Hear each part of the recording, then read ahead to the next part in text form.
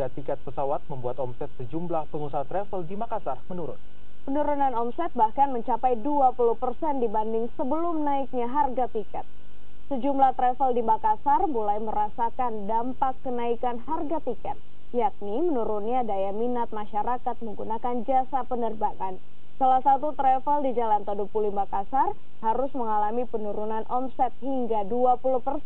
Pasalnya, travel ini setiap harinya memberikan paket kunjungan lengkap dengan tiket pesawat. Namun, sejak harga tiket naik, kini paket kunjungan tersebut tidak termasuk tiket pesawat. Hal ini membuat penjualan paket menurun, yang biasanya terjual 9 paket per hari, kini hanya laku terjual 3 paket. Paket wisata domestik dan internasional itu menjadi lebih tinggi dari biasanya, karena ini kan kenaikannya 100%. Toh walaupun ada regulasi baru bahwa itu menurun 20%, kan tetap naiknya masih 80%.